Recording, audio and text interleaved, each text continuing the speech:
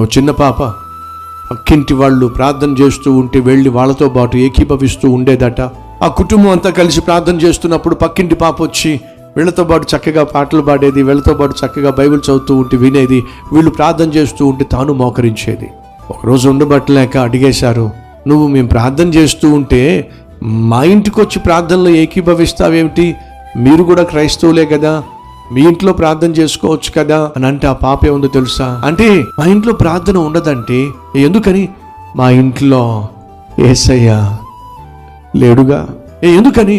ఎప్పుడు మా అమ్మ నాన్న కొట్టుకు చేస్తూ ఉంటారుగా, ఎప్పుడు మా ఇంట్లో గొడవలేగా, ఎప్పుడు మా ఇంట్లో అరుపులేగా, మా ఇంట్లో ఆత్మీయత కానీ ఆనందం కానీ ఆప్యాయత కానీ ఉండవుగా. ఎందుకని? యేసయ్య మా ఇంట్లో లేడుగా. ప్రియ సహోదరి సహోదరులు, యేసయ్య నీ ఇంట్లో లేకపోతే నీ ఇంట్లో ప్రార్థన ఉండదు, నీ ఇంట్లో సంతోషం ఉండదు, నీ ఇంట్లో సమాధానం ఉండదు, నీ ఇంట్లో సఖ్యత ఉండదు, నీ ఇంట్లో సమృద్ధి ఉండదు, నీ ఇంట్లో సంతృప్తి ఉండదు. ఒకవేళ నీ ఇంట్లో యేసయ్య ఉండొచ్చు, నీ భార్య ఆత్మీయత వల్ల, నీ భర్త ఆత్మీయత వల్ల, నీ బిడ్డల ఆత్మీయత వల్ల, కానీ నీలో యేసు లేకపోతే నువ్వు అనాథగా మిగిలిపోతావు. అర్థమవుతుందా?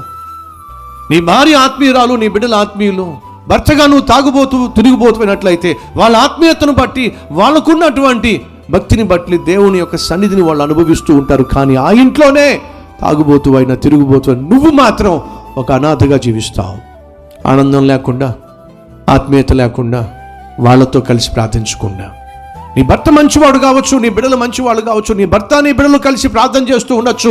నువ్వు గయాలి భార్య అయినట్లయితే నువ్వు అనాథగా మిగిలిపోతావు. వారితో కలిసి ప్రార్థన చేయలేవు, వాళ్ళతో కలిసి ఆనందించలేవు, వాళ్ళతో పాటు కలిసి సంతోషించలేవు. కారణం తెలుసా? నీలో ఉన్నటువంటి సైతాను నేను ప్రార్థనలో మోకరింపకుండా చేస్తాడు. అడుగుతున్నాను, నీ ఇంటి పరిస్థితి ఎలా ఉంది?